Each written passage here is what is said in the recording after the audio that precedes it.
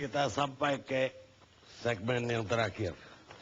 Sekarang Bung Ruhut Sitompul. Terima kasih Bang Karni. Saya berangkat yang dikatakan oleh Pak Imam Prasojo. Kita harus hormati apa yang dikatakan beliau benar.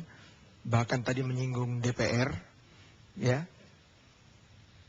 Itu yang saya katakan dan kita semua tahu. Kita bersyukur sebagai bangsa Indonesia. Selalu ada yang mengingatkan kita dengan filsafat, kata-kata dari para orang tua kita. Apa itu? Jangan main api, nanti terbakar. Termasuk anggota DPR itu. Tapi selama kita on the track, di jalurnya, nggak usah khawatir. Baik, saya ingin memulai. Tadi juga saya pinjam kata-kata Pak Imam. Saya mohon, polisi sebagai Kamtibmas, bekerjalah, jangan khawatir, selama semua aturan dipakai, nggak usah takut dengan HAM itu. Ini kadang-kadang kita juga jangan salahkan kepolisian, karena mereka berhati-hati. Tapi saya mohon juga bapak-bapak kepolisian, dia punya teman pengamanan, siapa itu? TNI. Tolong jangan jadikan TNI itu pemadam kebakaran. Mari sama-sama berpegangan tangan. Udah jelas tadi, awal Bapak menayangkan bagaimana kejadian di Jogja, itu Bapak Presiden tidak main-main. Langsung memerintahkan Menko Polhukam, Pangap, KSAD. Dan ini yang saya katakan, saya mohon, cepat bertindak pun salah, kok kecepatan. Ini yang sedih. Tapi kita harus memberi appreciate ya kepada Presiden, kepada Menko Polhukam, kepada Pangap, Pak Agus, kepada Pak Pramono Edi sebagai Kasat. Saya Komisi 3. Saya datang rekonstruksi. Kejadian itu kami melakukan kunjungan spesifik. Jadi dari Komnas HAM, sahabat saya, kalau kita merujuk kepada Undang-Undang 39 bab 1, pasal 1 ayat 6. Maaf Pak, jangan dipotong-potong. Itu bukan hanya aparat, perorangan dan kelompok. Saya melihat itu video dari Polda Jogja. Gak ada yang pernah berbicara Santoso, almarhum. Apa yang terjadi? Ngeri kali kalau kalian lihat. Bagaimana dia dibantai kepalanya pakai botol. Udah jatuh ditusuk dadanya. Saya lihat filmnya. Dia mau bangkit ditendang. Dia apa? Jadi HAM tolong. Kita lihat juga HAM-nya polisi dan TNI Pak. Tolong Pak. Hukum itu, undang-undang itu, saya pembuat undang-undang equal untuk semua. Equal untuk semua Pak. Itu yang saya mohon. Dan Pak, kalau berbicara karena dari tadi Komnas HAM mengatakan pelanggaran HAM berat. Saya kebetulan sangat mengerti masalah ini. Karena saya banyak mendampingi baik TNI maupun Polri. Waktu saya menjadi lawyer. Sekarang saya lagi cuti karena saya di Komisi 3. Pak, kita tahu genosida. Kita tahu semua sistemik terencana. Terjadi pembiaran. Itu Pak, menghilangkan. Tadi yang saya katakan, genosida itu satu kultur, satu suku. Tapi jujur aja, ini tidak ada unsur itu. Benar apa yang dikatakan Danjen Kopassus, Pak Agus. Benar apa yang dia katakan. Ini nggak ada pelanggaran HAM. HAM berat, tidak ada. Kita harus objektif, kita harus menilai. Bayangkan ini reformasi. Reformasi pro rakyat. Reformasi hukum jadikan panglima. Reformasi demokrasi dikedepankan. Saya jadi teringat, saya lawyer Pak Harto. Sudah siap nggak kita berdemokrasi? Saya ingat itu selalu. Nak Ruhut, udah siap nggak kalian? Saya ingat Pak Harto bicara itu sama saya di Cendana. Yang saya ingin katakan, bisa kebayang nggak kalau nggak ada polisi?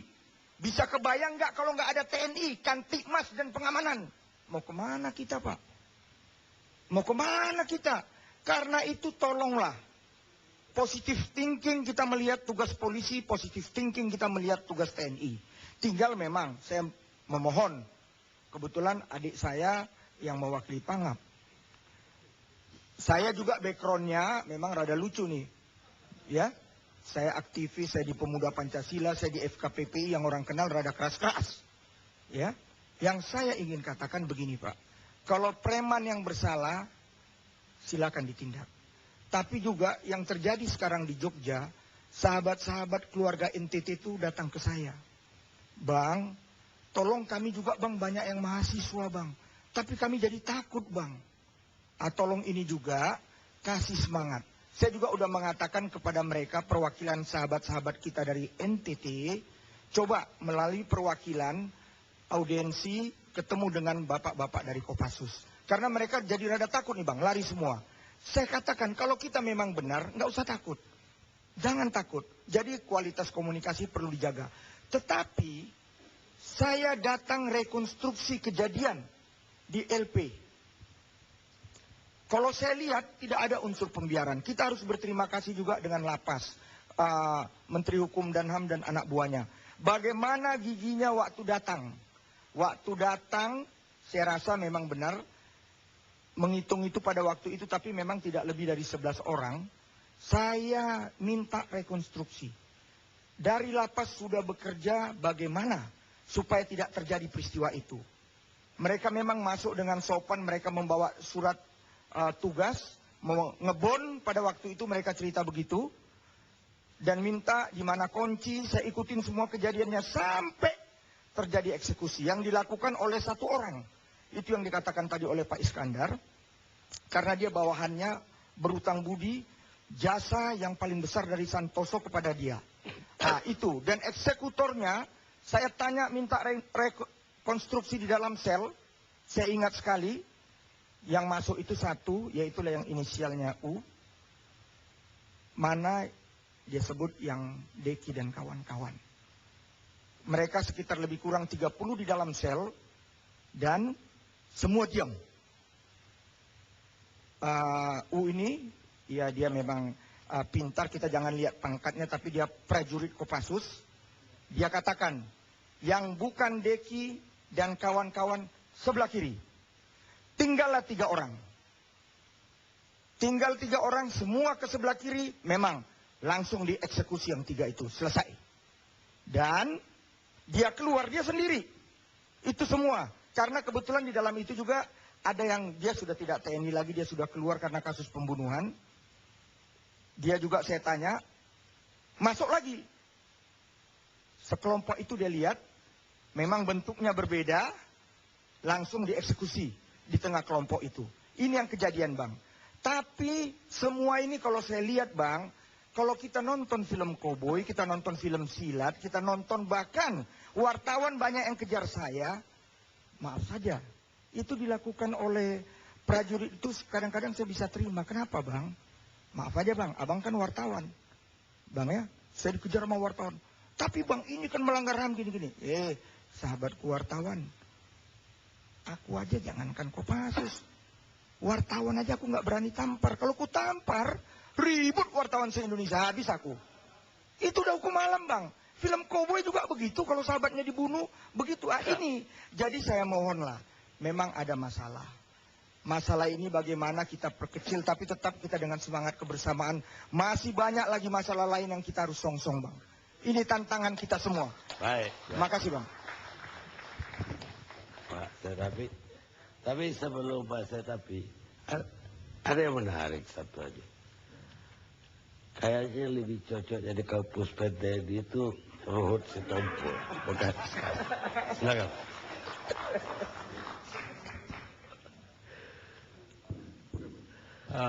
Begini Pak Gani, saya melihatnya dari kacamata mantan pendidik yang memelihara disiplin kriminologi. Dan saya kira polisi meskipun tidak memperdalam mesti tahu. Nah, kalau dilihat dari segi kriminologi, semua peristiwa ini bukan saja Jogja, di Sulawesi Selatan, di Sumatera, ya, Selatan. khususnya di Padang, Oh. dan di macam-macam di Sumatera Selatan semua. Saya kira ini kata orang Inggris, this is the price we have to pay. Ini harga yang harus kita bayar. Loh, kenapa begitu? Karena aparat penegak hukumnya tidak beres, amburadul, korupsi, ya, pengadilan sami mawon, malahan lebih rusak lagi. Ya. Senayan juga tidak semua terdiri dari politisi, banyak juga politikus di sana, kan begitu. Ya. Banyak preman juga, Pak. Kenapa, Pak? Banyak preman juga di situ. Ya, preman berdasi. Tidak bisa dibilang preman begitu saja, Pak. Nah, kalau kita lihat ini semua, harga ini kenapa harus kita bayar? Karena aparat penegak hukum itu tidak pernah tegas. Preman ini sebetulnya sudah ada sejak Pak Harto. Bahkan saya dengar, preman ini juga dipelihara oleh salah satu aparat yang punya senjata. Saya tidak usah sebut nama itu. Saya kira bapak-bapak yang ada di sini tahu tuh apa yang saya maksud. Ya kan begitu. Jadi pelanggaran-pelanggaran kecil, besar itu seolah-olah dibiarkan. Termasuk saya kan juga pernah dari Padang, Pak, mengurus masalah pelanggaran. Masa sampai 10-20 eskavator itu polisi tidak bertindak. Ini kan tidak masuk Ratusan, akal. Pak. Bukan 10, Pak. Ya, Ratusan sampai Nah, ribu. tidak usah sampai ratusan, Pak. 10 saja. Itu kan alat besar-besar itu. Dan saya ke sana juga ada hubungan dengan masalah pertambangan. Itu sudah dilaporkan kepada kepolisian di sana. Tapi karena ini ada pelihara anak didik, ya maaf aja. Pak Boy, ya Pak Boy juga orang sana. Saya tidak akan sebut nama perwira-perwira di Jakarta yang juga ikut melindungi. Tidak perlu itu. Itu semua orang sudah tahu. Nah, sekarang kalau saya kembali ke Jogja, saya akan tanya sama orang di bawah. Saya tidak bikin penelitian, tapi saya tanya sama beberapa orang. Itu, dan orang-orang ini bukan orang-orang yang berkedudukan tinggi, tapi orang menengah. Saya tanya, bagaimana pendapat you?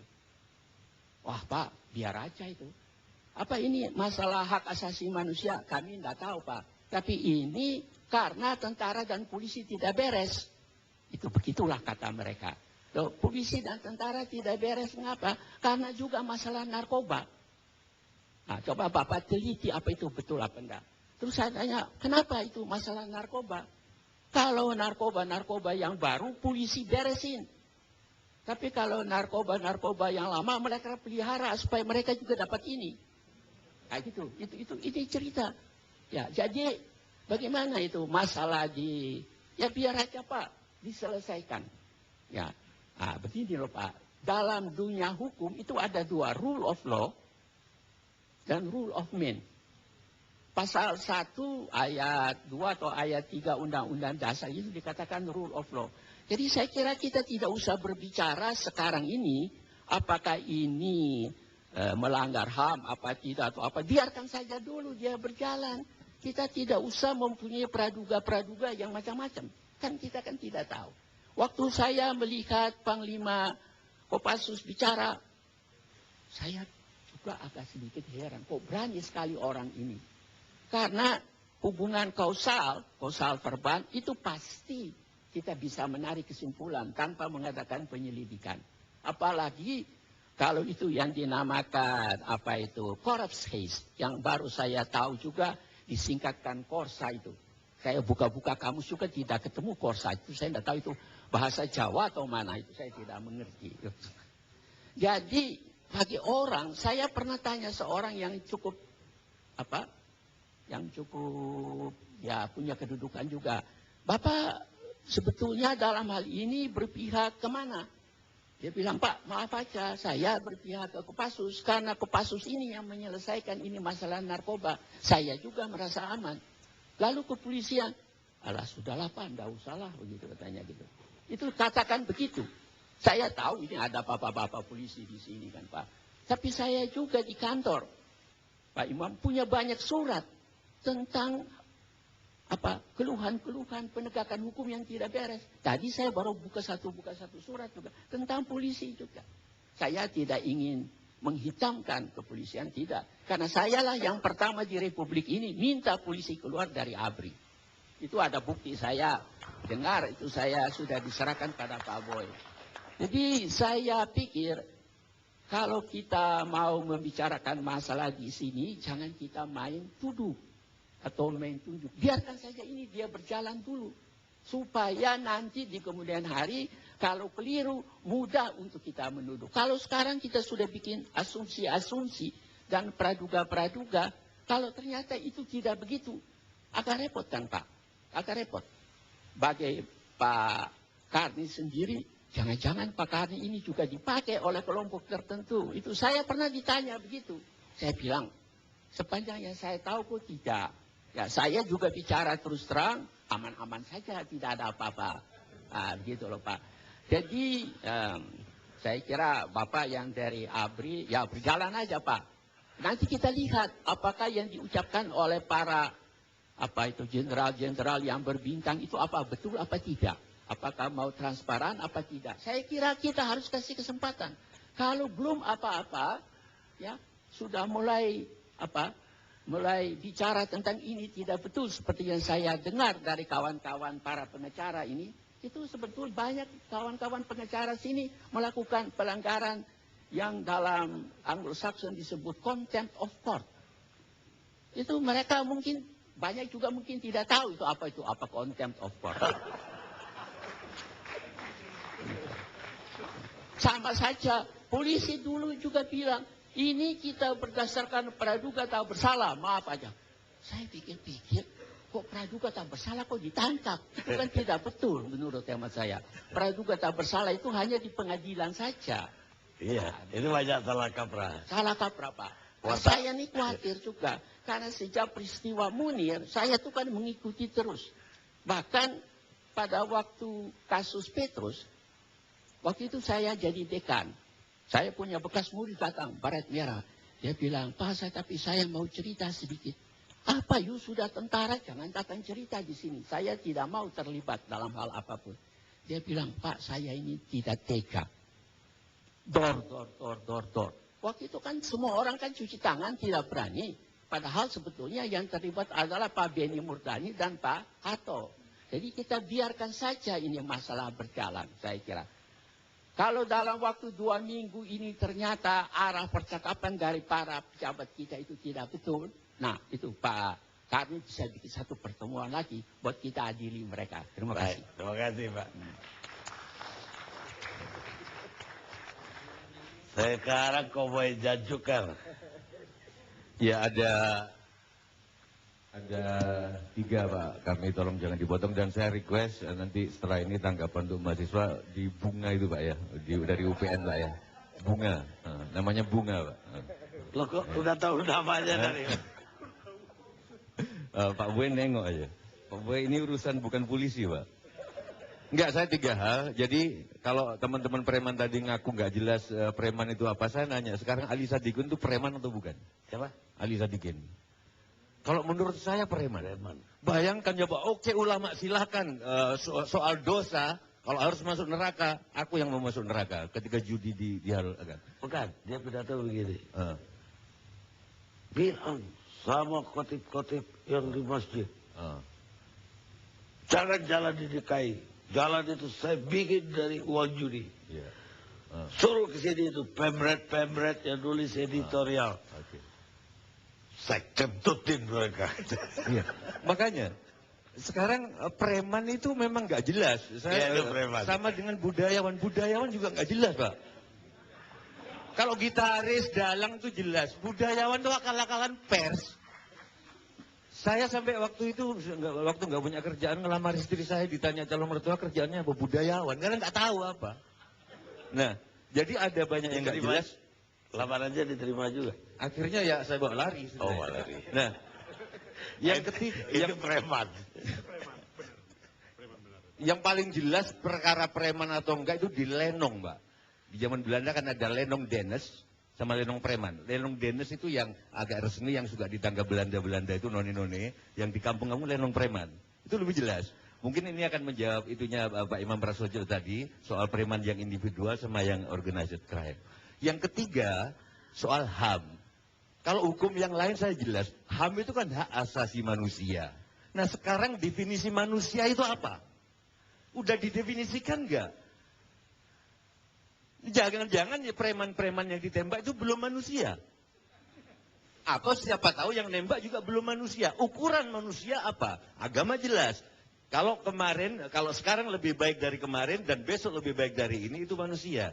Tolong, ini ilmu pengetahuan kan, psikologi udah berkembang, nyari tolong ukur manusia itu apa. Kalau dibilang nggak mungkin manusia memeriksa manusia, ilmu pengetahuan harus berjarak. Saya nggak setuju sebagai budayawan. Karena astronomi adalah satu-satunya ilmu pengetahuan yang kita ada di dalamnya. Bisa jadi ilmu pengetahuan juga. Sehingga nanti sebelum diadili oleh Komnas HAM, diperiksa dulu proper fit and proper. Dia manusia nggak? Lu kalau belum manusia bukan HAM. Sekarang George Bush itu manusia nggak? Orang-orang yang teriak-teriak manusia ketika George Bush itu mau ngebunuh Saddam Hussein di mana? Nggak ada. Nggak ada. Jadi maksud saya dalam hal ini setuju sama Mas Ruhut. Oke lah, saya dalam ini agak ngebela Kopassus. Keuntungan bangsa Indonesia dari Manchester United. Manchester United itu dikeluarin karena wasit nggak adil, Pak. Karena di sana nggak ada Kopassus, Pak. Di sini wasit hakim nggak adil tapi ada Kopassus. Itu bentuknya Indonesia. Jadi bahkan saya sedang kepikir ini ujian nasional ini mestinya diserahkan Kopassus saja gitu. Biar jadi itu Pak, jadi tolong gesturnya saya ingat betul, gesturnya Pangdam. Kalau ini nggak by design Mas Indardi, kalau ini nggak by design, gesturnya tolong Pak Iskandar. Curiga saya sebagai orang teater ini by design. Pertama, satu-satunya nggak Bima Pak. Tidak, Pak Hardiono Saroso, Pangdam. Tidak ada yang terlibat. Saya yang tanggung jawab. Saya kepala garnison, tangannya gini-gini. Pas begitu udah ketahuan, senam ditanya wartawan, saya tanggung jawab. Saya tanggung jawab. Saya tanggung jawab. Gitu saya ingat. Danjen Kopassus, jangan ketawa dulu Pak, ini serius. Danjen Kopassus nggak seperti Mendikbud bahwa ini tanggung jawab percetakan, enggak. Danjen Kopassus Agus Sutomo di setiap ini komando ada komandannya, dan yang paling bertanggung jawab saya, Maijen TNI Agus Sutomo. Gak mungkin gak by design ini. Sorry kalau saya salah Pak Iskandar, tapi Anda lebih santun dari Ruhut. Gitu. Jadi itu Pak. Jadi biarkan sekarang masyarakat memihak Kopassus. Nanti kalau Kopassus keblinger lagi, Kopassus lupa daratan, nanti kan ada revolusi kan. Tenang aja, jadi nggak apa-apa sekarang. Kalau Komnas HAM, saya tolong Pak Karni, definisi manusia itu apa? Ajaran leluhur kita, manusia bukan yang wujudnya manusia Pak. Hanuman, binatang, lebih manusia dari manusia. Sehingga manusia itu esensi Pak, bukan wujud. Sehingga siapa tahu yang ditembak itu belum manusia. Terima kasih.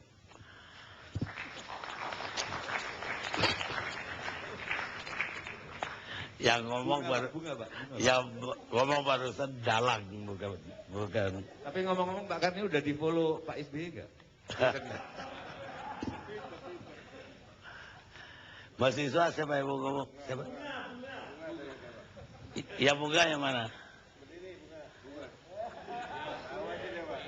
Ya udah. Victoria. Nama saya Cynthia. Nama saya Cynthia dari Ya. UPN Veteran.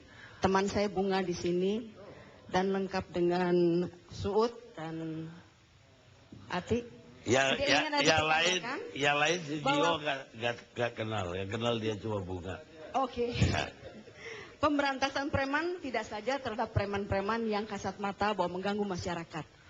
Karena ternyata di dalam sekolah-sekolah anak-anak mahasiswa terdapat juga preman. Yang ini perlu dipikirkan bagi bapak-bapak sebagai pakar hukum dan pakar kepolisian bahwa bagaimana mengatasi generasi muda yang akan menjadi generasi angkatan baru, apakah akan menjadi preman-preman juga. Nah, ini Menteri Pendidikan dan Kebudayaan perlu memikirkan untuk mengarahkan anak-anak untuk tidak menjadi preman di kalangan mereka sendiri. Kemudian, tadi kita menyambung pembicaraan mengenai koruptor dan preman berdasi. Apakah ini juga kita harus petruskan? Jika kita bicara masalah preman berhadapan dengan Petrus, bagaimana dengan koruptor? Dan ini mohon untuk menjadi bahan pemikiran dan mungkin tindak lanjut untuk memperbaiki bangsa ini menjadi lebih baik. Terima kasih. Ya, baik. Jaga kuning, ada yang mau bicara?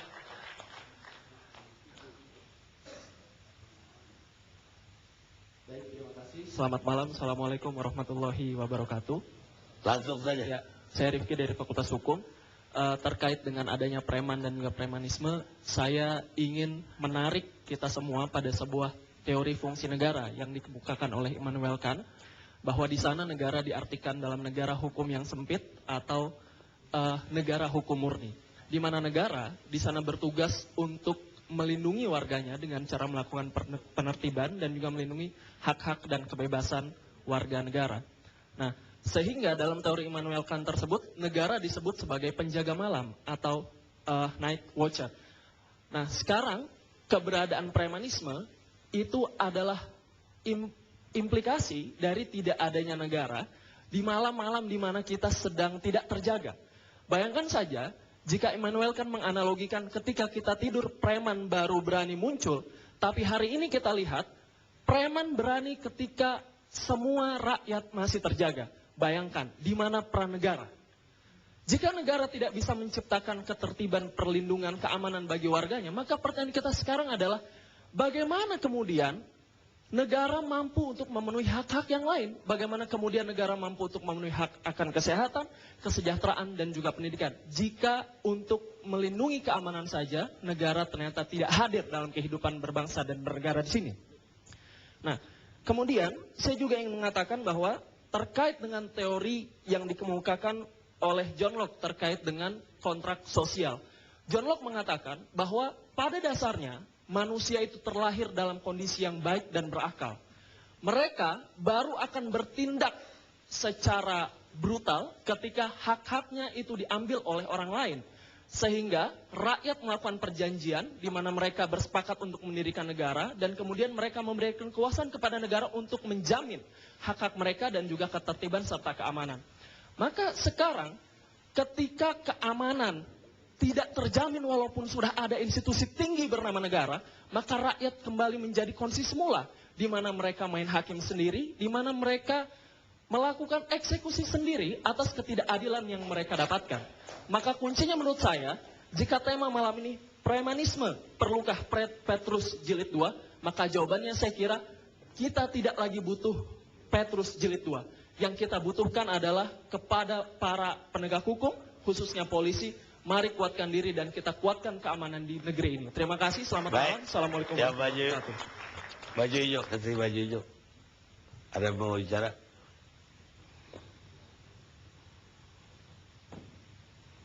Selamat malam, nama saya Aditya Reza dari Fakultas Hukum. Yang ingin saya tanggapi dari judul premanisme perlukah Petrus jilid 2.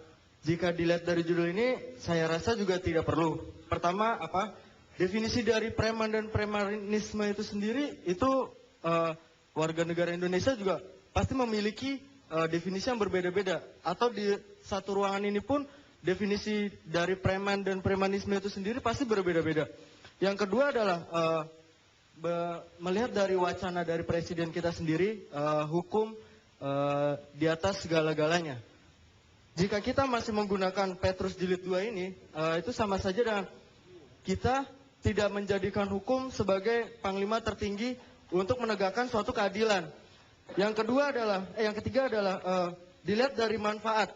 Apakah dengan menggunakan Petrus jilid 2 ini akan menimbulkan suatu manfaat atau tidak? Malah akan menimbulkan rasa panik di antara masyarakat. Karena apa? Dari definisi preman itu sendiri, warga negara juga memiliki pandangan berbeda-beda. Bagaimana dengan nanti ketika ada orang mempunyai tato berjalan di malam hari, dia pasti merasa padahal dia sendiri itu bukan seorang preman. Terus yang kedua adalah kita ketahui masyarakat yang namanya preman atau premanisme itu sudah menjadi momok yang menakutkan atau mengerikan bagi masyarakat. Karena apa?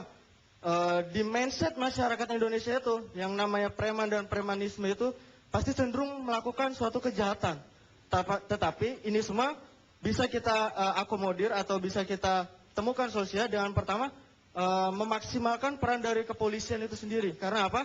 Tugas dari kepolisian itu sendiri adalah menciptakan rasa aman, nyaman di masyarakat itu sendiri. Oleh sebab itu perlukah Petrus jilid 2 saya rasa tidak. Yang penting antara masyarakat dengan pihak kepolisian itu bagaikan barang komplementer, saling melengkapi, bukan berjalan sendiri-sendiri. Karena kepolisian itu sendiri tidak mungkin dia berjalan sendiri, butuh bantuan masyarakat. Terima kasih. Pak Benjamin.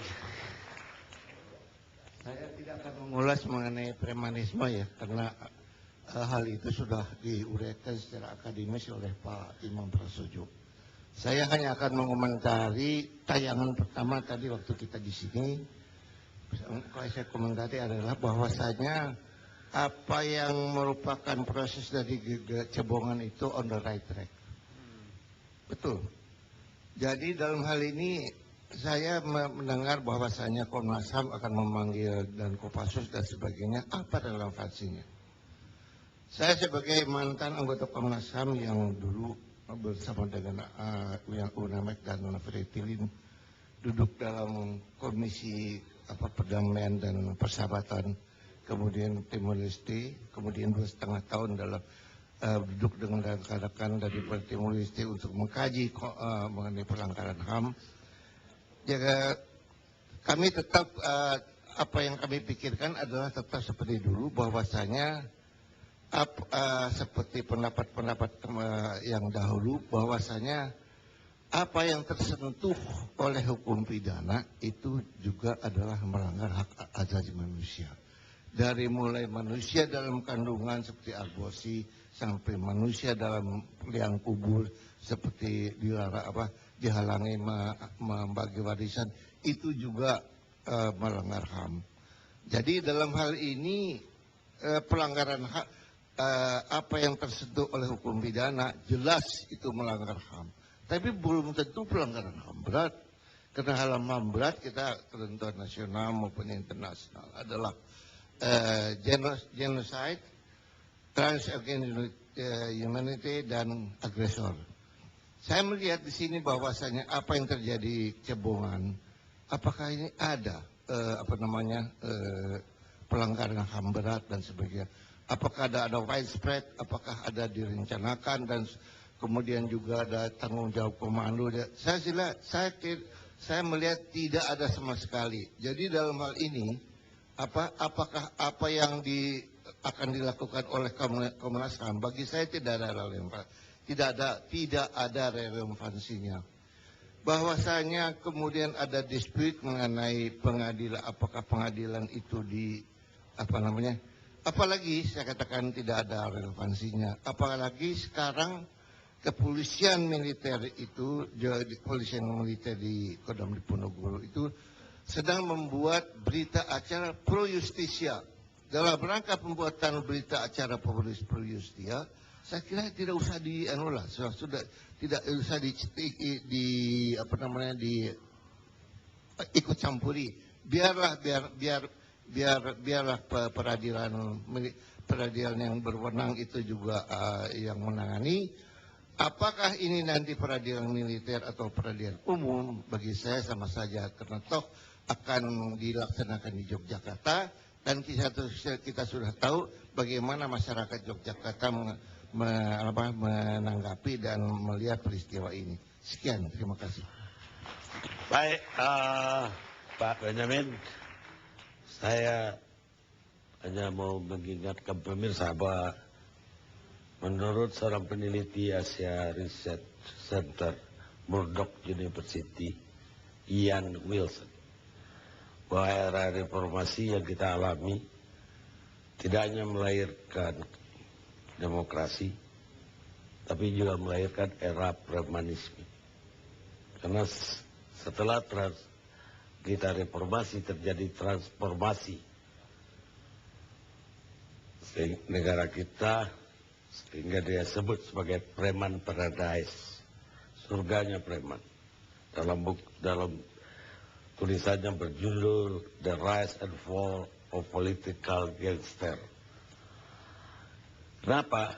Karena saat ini preman tidak hanya di sudut gang, tapi juga berbentuk organisasi crime yang dibilang Imam Prasojo tadi. Organized crime inilah yang menyebabkan kemelaratan, kemiskinan di Republik ini. Dan kemelaratan itu kemudian menimbulkan individual gangster tadi atau individual preman. Dan kenapa semua ini terjadi? Kalau ditanya pada kesimpulan saya, karena hukum tidak tegak di Republik ini. Kita ketemu ILC yang akan datang.